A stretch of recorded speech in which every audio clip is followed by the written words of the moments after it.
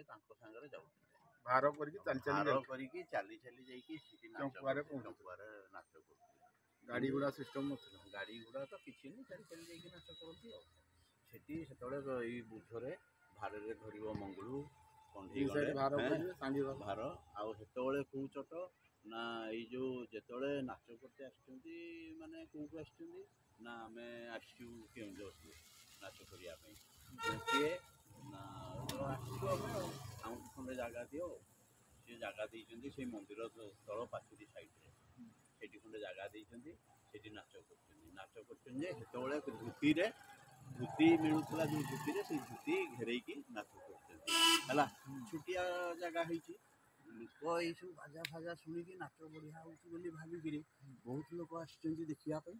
ସେତେବେଳେ କେତେ ପଇସା ଥିଲା, ଏଇ ଚାରଣା ପଇସା ବି ବହୁତ ହେଲାଣି, 10 ପଇସା 5 ପଇସା, 5 ପଇସା 10 ପଇସା ହେଇଗଲା। ଅଣା ପଇସା ଏଡ଼ା ହେଉଛି ଟିକେଟ୍। ଏବେ ଦେଖିବା ପାଇଁ ଲୋକ ଦେଖିବା ପାଇଁ ପ୍ରବଳ। ସେପଟେ ଜଏଣ୍ଟ ଫଏଣ୍ଟ ଆଡ଼ୁ ସବୁ ଲୋକ ପଳେଇ ଆସିଲେ। ଜଏଣ୍ଟରେ ଜଣେ ଥିଲା କହିଲେ ଏଇ ଭଲ ନାଚ କରୁଛି ଧାନ ଚାଉଳ ଦଉଥିଲେ ସେତେବେଳେ। ସେ ନାଚ ସାରୁ ସାରୁ ଯେତେବେଳେ ଲୋକ ଆଉ ଏତେ ଜାଗା ଧୋଇଲା ନାହିଁ, ସେ କ'ଣ କରିଛନ୍ତି ଘେରାଉ କରୁଥିଲ କି? ଘେର ଆଉ ଏଇ ଧୋତିରେ ଘେର ଧୋତିରେ, ହଁ ଧୋତିରେ ପେଣ୍ଡାଲ ଧୋତିରେ ସବୁଆଡ଼େ କରିକିରି ଘେର ହେଇକି ନାଚ ଖଣ୍ଡେଇ ନାଚ କରୁଥିଲା ସବୁ ଛୋଟ।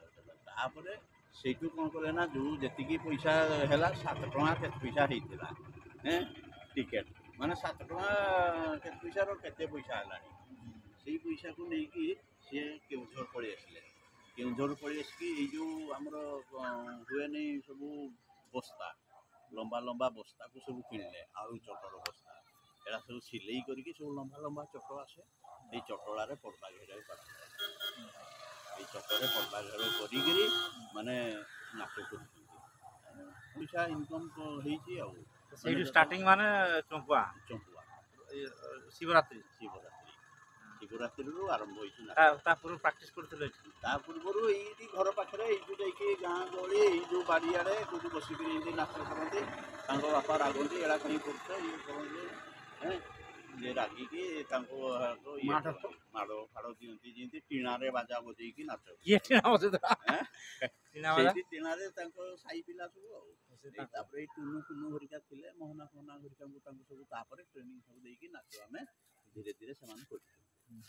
ତାପରେ ଏଇଠି ଆସିକି ଆମର ବଜାରରେ ଯାତ୍ରା ବେଳେ ନାଚ ହୁଏ, ମଝିରେ ମଝିରେ ଏମିତି ନାଚ କରାଯାଏ, ରେକର୍ଡ଼ ହେଉଛି। ଏଠି ତ ବହୁତ ପଛରେ ହେଇଛି ନାଚ ରଥଯାତ୍ରାର। ଘର ନଥିବ ହଁ, ଆମର ଏଇ ଯେଉଁ ମନ୍ଦିର ପାଖରେ ଯେଉଁ ଥିଲା ପୁରୁଣା ସେତେବେଳେ ଇଏ ଘର ମାନେ ଟିଣ ଘର ଥିଲା, ସେଇଠି ସବୁ କଣ୍ଢେଇ ନାଚ ଘେର କରିକି କରାଗଲା। ହଁ, ଏଇ ବଜାରରେ ଘେର କରିକି ନାଚ କରି କଣ୍ଢେଇ ସେତେବେଳେ ହେଉଛି ଚାରଣା 8 ଆଣା, ଚାରଣା 10 ପଇସା ଚାରଣା ଏଇଭଳିଆ ଟିକେଟ୍ ଆଉ। ଯିଏ ଯେତେ ଦେଲା ହଁ, 10 ପଇସା ଆଉ ଚାରଣା ଲେଖା ଟିକେଟ୍ ଦରି ପକେଇ ଦିଆଯାଏ ଆଉ। ବହୁତ ପଇସା ହଁ, ବହୁତ ପଇସା ହେଇଥିଲା। ସେଇଠୁ ଧୀରେ ଧୀରେ ପାର୍ଟିକୁ ନେଇକି ଚାଲ ଯିବା ଗାଁ ଗହଳି ସବୁ ନାଚ ହୁଏ ଆଉ। ଟିକେଟ୍ ସେଲ୍ ଆଉ ଟିକେଟ୍ ସେଲ୍ ନାଚ। ହଁ, ତାପରେ ଯେତେବେଳେ ହେଲେ ତାଙ୍କ ବାପା କହିଲେ ହଉ ମୋ ପୁଅ ଏତିକି ପଇସା ରୋଜଗାର କଲାଣି ମାନେ ଚାଲ ଯିବା ଆମେ। ସିଏ କ'ଣ କରୁଥିଲେ? ସିଏ ତାଙ୍କ ବାପା ଏଇ ଏପଟେ ସବୁ ରାଜନୀତି ରଜାଗର ରହିଥିଲେ ସିଏ ଆଉ। ବୈଦରାଜ ସାହି ସେଇଥିପାଇଁ ନା ତାଙ୍କ ଇଏଟା ତ ଆଉ। ବୈଦରାଜ ସାହି ମାନେ ବୈଦ୍ୟମାନଙ୍କର ସବୁ ଜିନିଷ ଇଏ ତାଙ୍କର ସେଇଥିପାଇଁ ବୈଦରାଜ ସାହି ନା, ରଜାର ତଳକୁ ଇଏ ବୈଦରାଜ ସାହି। ମାନେ ଏମିତି ହେଇକା ମାନେ କେତେ ବର୍ଷ ଚିନ୍ତା କରନ୍ତୁ ଆମେ ନାଚ କରି ହେଲା।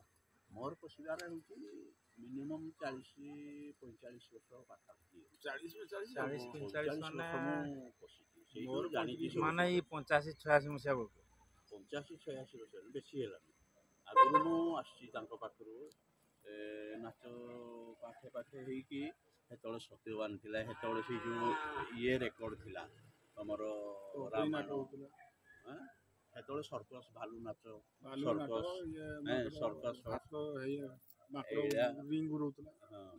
ସେତେବେଳେ ସର୍କସ୍ ସେତେବେଳେ ସର୍କସ୍ କରାହଉଥିଲା, ନାଚ ଫାଚ ନାହିଁ, ନାଚ ବେଶୀ ହଉନଥିଲା, ସର୍କସ୍ ହଉଥିଲା। ରାମାୟଣର ରାମାୟଣ ହଉଥିଲା, କମେଡ଼ି ହଉଥିଲା। ସିଗାରେଟ୍ ଖିଆ ଏଇଟା ତ ଲୋକଙ୍କୁ ପୁରା ନାଟକ ସେତେବେଳକୁ ବେଶୀ ହଉଥିଲା ରାମାୟଣ ମାନେ ବି ସେଇ ଡାଇଲଗରେ ଟିଙ୍କ ଡାଇଲଗରେ ବେଶୀ ଘଣ୍ଟା ଘଣ୍ଟା କହୁଥିଲା। ଘଣ୍ଟା ଘଣ୍ଟା ପଡ଼ୁଥିଲା ବେଶୀ ଡାଇଲଗ ନାଇଁ ଆଉ ସେଥିରେ ଲୋକଙ୍କୁ ବହୁତ ଇଏ ଦିଆହେଇକି କରାହେଉଥିଲା ମାନେ କମେଡି ବିଶେଷ ନାଇଁ କମେଡିରେ ସିଗାରେଟ୍ ଖିଆ କମେଡିଟା ଘଣ୍ଟା ଦେଢ଼ ଘଣ୍ଟା ବେଶୀ ନେଇଯାଉଛି। ସିଗାରେଟ୍ ସିଆଡ଼େ ଘଣ୍ଟେ ଦେଢ଼ ଘଣ୍ଟା ଘଣ୍ଟାଟିଏ ଆଉ ସିଗାରେଟ୍ ଖିଆଟା ବି ସେଇଭଳିଆ ହେଉଥିଲା ନା ମାନେ କ'ଣ କେମିତି ଟପିକ୍ଟା ସେଟା ଟପିକ୍ଟା ତ ସିଗାରେଟ୍ ଖିଆର ହେଉଛି ସିଗାରେଟ୍ ଖଣ୍ଡେ ଆସିଲା ଯାତ୍ରା ବୁଲି ଆସିଛନ୍ତି ଏତେ ଲୋକ ହେଇଛନ୍ତି ଏତେ ସଂଖ୍ୟା ସମସ୍ତେ ସିଗାରେଟ୍ ମନ ଖୁସିରେ ଟାଣୁଛନ୍ତି ସବୁ କିଏ ପାନ ମୋର ଖାଉଛନ୍ତି, ପଇସା ନାହିଁ ସବୁ ପକେଟରେ ମୁଁ ଫକଟିଆ ଭଦ୍ର ଲୋକ ବୁଝିଲ ନା ନାହିଁ ଫକଟିଆ ଭଦ୍ର ଲୋକ ମାନେ ମୋଠି ପଇସା ନାହିଁ